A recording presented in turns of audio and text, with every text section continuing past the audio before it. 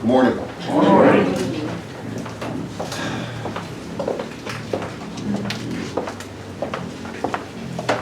The greatest of all experiments that ever has been conducted was carried out in the great laboratory of life. No expense was spared in coming to the right conclusions. The question of the researcher was simply this: what is life all about? Why are we here? What's the point of our existence?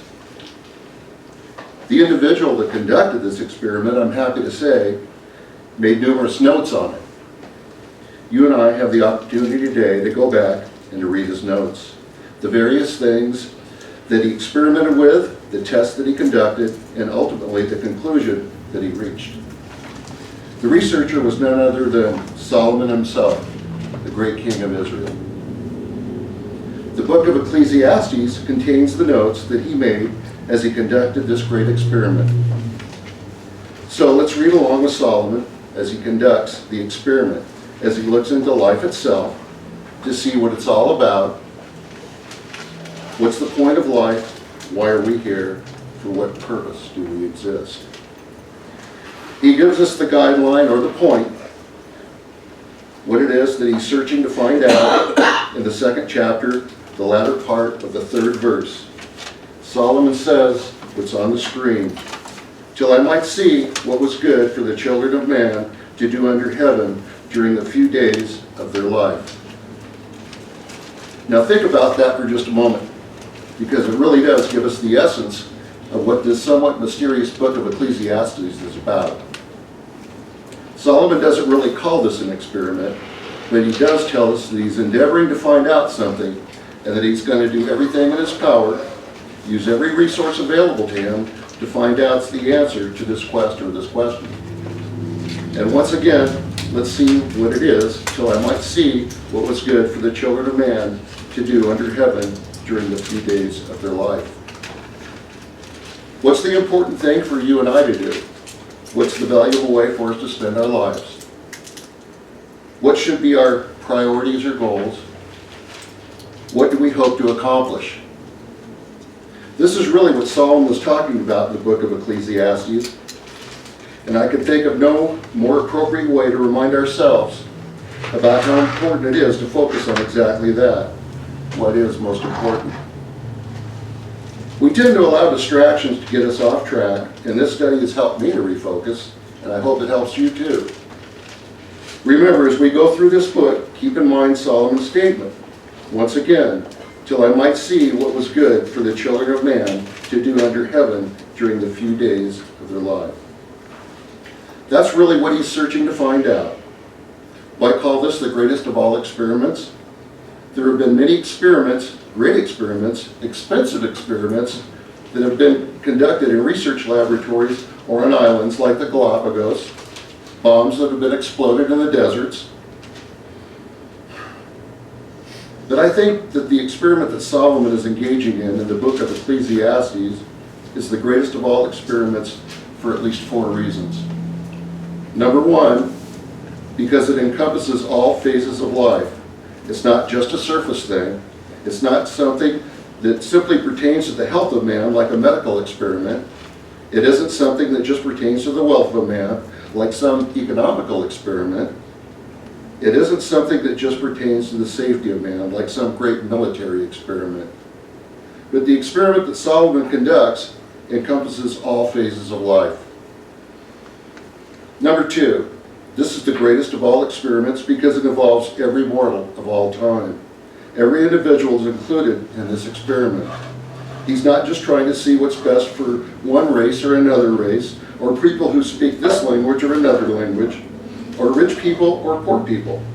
He's talking about every individual, till I might see what was good for the children of man. Everyone, every strata, every race, every color. It embraces every mortal of all time. Number 3, I would say that this is the greatest experiment of all time because it deals with man's eternal destiny. Is it just something that makes life in this world more comfortable, like a better air conditioner, for example? It isn't something that just gives us a little bit of ease, a better kind of health program or something of that nature. But it deals with man's eternal destiny. The experiment pertains to the soul of man. And last, number 4, another thing to consider is that Solomon was the most qualified of all mortals to conduct this experiment. Of all the individuals who have ever set foot upon this planet, Solomon unquestionably is the one most advantaged and most qualified to conduct this experiment. He was the richest of all who ever lived, and therefore he had untold resources. He was the wisest individual that ever lived, and therefore he had the wisdom to weigh the facts and the objectivity to recognize the true answers. He had every tool at his disposal. Nothing was lacking. Every conceivable thing that he could use in conducting this experiment was available to him, and he put it to the test.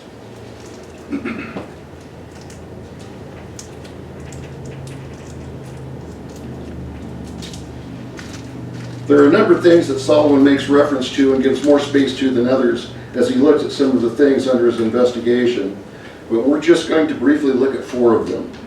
The first is found in the 1st chapter. Solomon considered the possession of great wisdom. Now that shouldn't surprise us, because Solomon, above all others, knew the true value of wisdom. He had been given wisdom in a measure not seen before this day or in his day or since.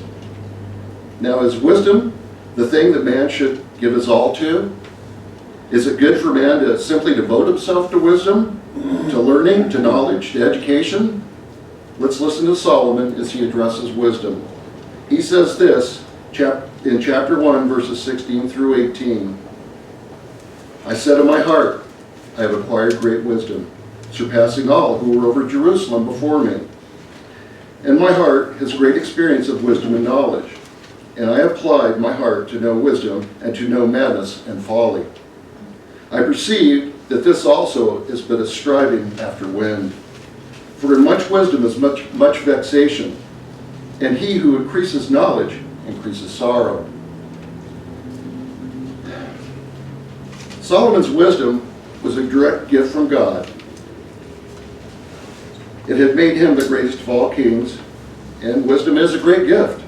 Incidentally, you and I are told by James in chapter 1, verse 5 of his book that we're to pray for wisdom. You and I all know too well the need for wisdom and the value of wisdom in dealing with the questions of life. But Solomon had it in such incredible abundance beyond our imagination, and his conclusion is that wisdom alone is not the answer. Wisdom is a great advantage. Wisdom opens many doors. Wisdom makes us stronger. But wisdom alone is not the answer as to what man should devote himself to all the days of his life. Now, the second thing that Solomon focused on appears in chapter 2, an experiment about a life of pleasure. How thoroughly modern that is, right? Once again, Solomon, the richest of all individuals, the wisest of all individuals, has every advantage in trying out a life of pleasure. Here's what he has to say about it in chapter 2, verses 1 and 2. I said in my heart, come now, I will test you with pleasure. Enjoy yourself. But behold, this also was vanity.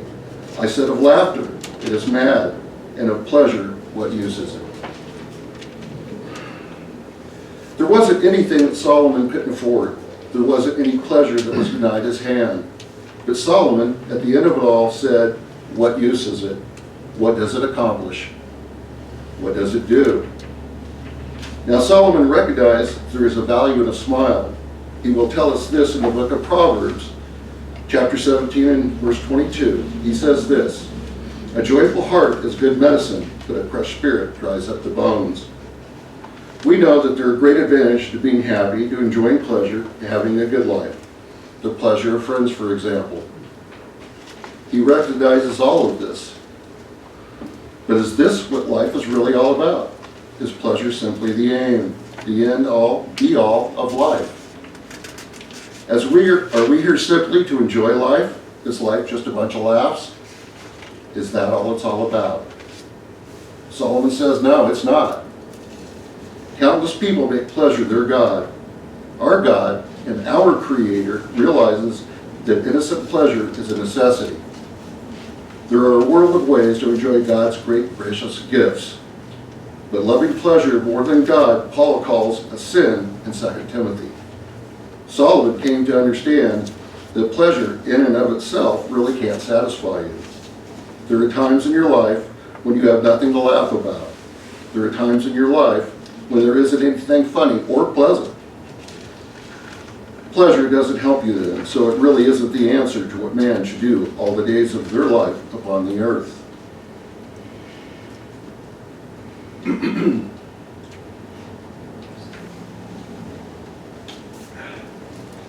Solomon gets this experiment in high gear now. He decides next that he will try to amassing great possessions, and no one had greater and grander opportunity to do that than he did.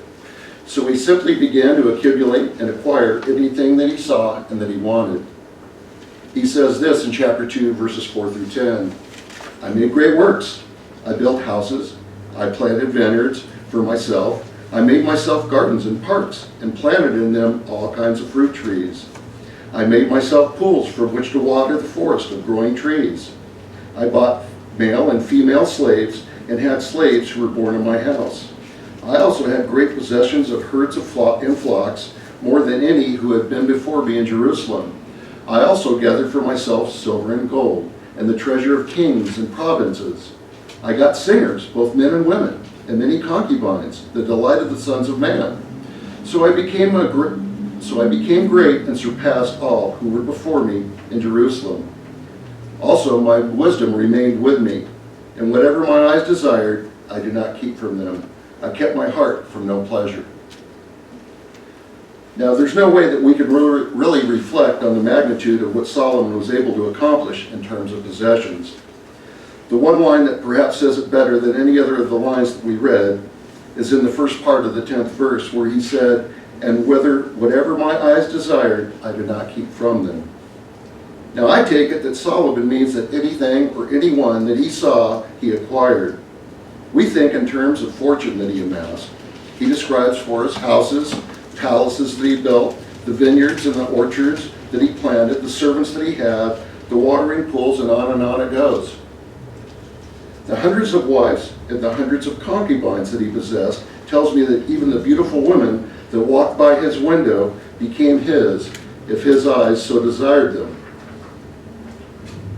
And yet, he realized, even in this, such is not the answer. That amassing great fortune, tremendous bank accounts, acquiring great land holdings, this is not the goal man should devote his life to. Alexander the Great learned the same lesson, didn't he? After he had conquered the whole then known world, became its master and ruler, he then became disillusioned at an early age of about 33. He sat down and drank himself to death, for he had no more worlds to conquer. Now, Jesus knew that possessions such as this and acquiring physical things are not the answer. He makes that very plain to us when he says this in Matthew 16 and 26. For what will it profit a man if he gains the whole world and forfeits his soul? Or what shall a man give in return for his soul? Most of us need to be reminded of this lesson also. We'll never be in the position that Solomon was in, to have millions, possibly billions of dollars, simply to blow on anything that his eyes saw and wanted. Even after Solomon had done this, he realized it was vanity, and as he describes it, a chasing after the wind. Next, Solomon turned himself to something else, our work, our jobs, our livelihood. Solomon says this about labor in chapter 2, verses 18 through 21. I hated all my toil in which I toil under the sun, seeing that I must leave it to the man who will come after me. And who knows whether he will be wise or a fool? Yet he will be master of all for which I toiled and used my wisdom under the sun. This also is vanity. So I turned about and gave my heart up to despair over the toil of my labors under the sun. Because sometime a person who has toiled with wisdom and knowledge and skill must leave everything to be enjoyed by someone who did not toil for it. This also is vanity and a great evil.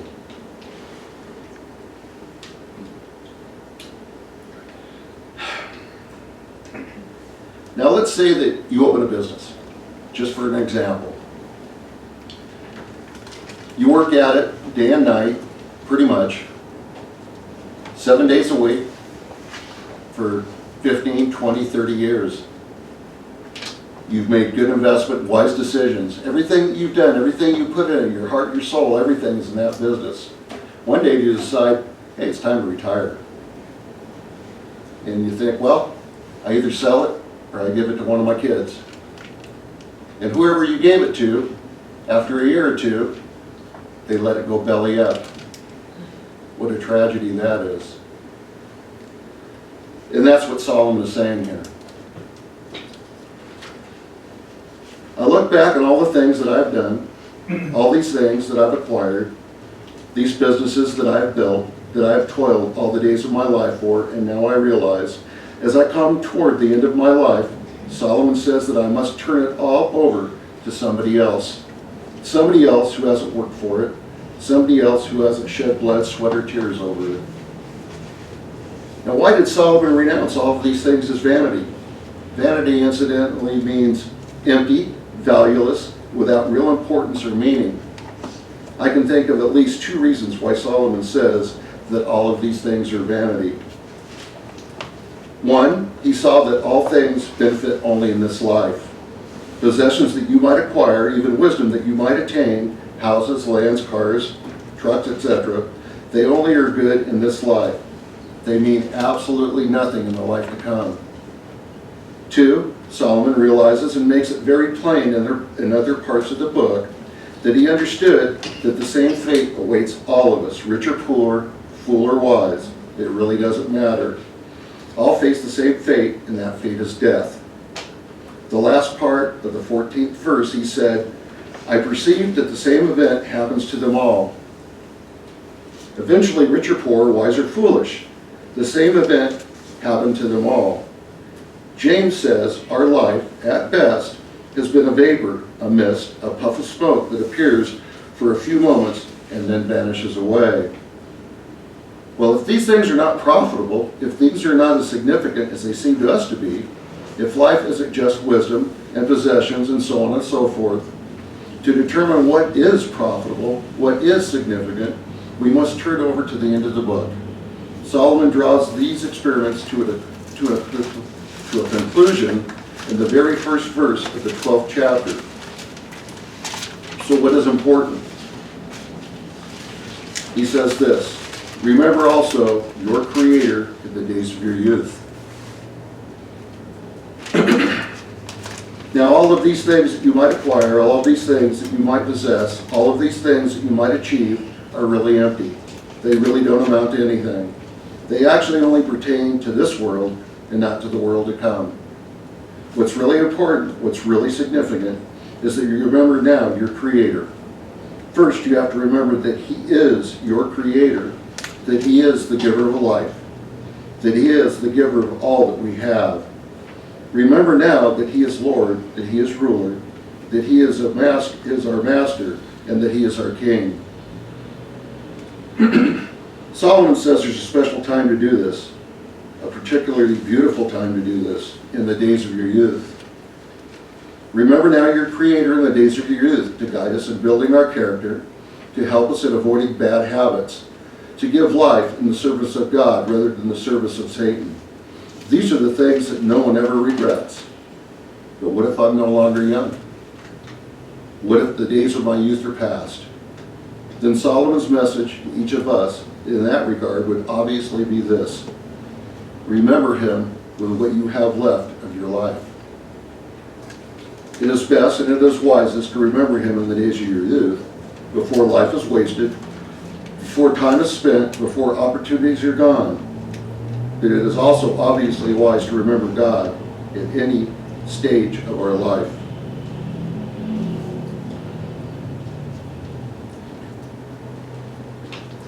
Now Solomon wraps up this experiment with a great conclusion in the 13th verse of the 12th chapter. Here's really the bottom line of his notes. Chapter 12, verse 13. The end of the matter. All has been heard. Fear God and keep His commandments, for this is the whole duty of man. Solomon says the important thing is not wisdom, though that is good and beneficial. The important thing is not possessions, though they can be very useful too in the right way and in the right hands. The important thing is not pleasure, though it is certainly good to enjoy life, as he repeatedly stresses. In the book of Ecclesiastes, the important thing is to fear God, to reverence God, and to respect him for who he is, to realize that he is the creator, he is sovereign, to realize he is almighty. Now these are good words for you and I to remember. Fear God, remember God, respect God, revere God as sovereign, as almighty. Solomon also says it is important above all else that you keep his commandments. For these are the laws of our Lord, and he knows best. And incidentally, he does not say, well, he doesn't say keep his suggestions. He says keep his commandments. God tells us to follow his commandments, and these we must keep. Solomon has a very good reason why mankind should respond in this way, and the very last words of the book give us what the reason is. Chapter 12, verse 14, he says this, "For God will bring every deed into judgment with every secret thing, whether good or evil." Solomon recognized that there's a reckoning coming. However long life may seem to be, however successful one might seem to be in life, there's a time of reckoning coming. Now, does that terrorize you or does it thrill you? I guess it really depends on your perspective. The fact that God brings every work into judgment, that should thrill us. For it assures us that even a cup of cold water, as Jesus promised, given in his name, will not be without its reward. It also should thrill us because it tells us that God knows everything that we do, every secret thing, every kind word, every kind thought, everything that we do to help someone along the pathway of life is recognized and noted by God. It shall be there to greet us, but at the same time, it's a warning, because God sees the evil as well, and every evil deed that one has done that has not been washed away by the blood of the Lamb will be there to meet us on that day. You and I can surely benefit from Solomon's experiment. You and I, and you know what's the greatest tragedy of all this? Solomon himself didn't follow his own advice. Having spent his early days in this great quest and in this great experiment, having learned what he learned, reaching the conclusions that he reached, that he himself, in the latter days of his own life, forsook his God and worshiped the gods of his wives, the gods of the neighboring nations. There's a challenge in this for you and I. Be wiser than Solomon. And you can be wiser than Solomon in this one regard. If you fear God and keep his commandments all the days of your life. Let's stand and sing.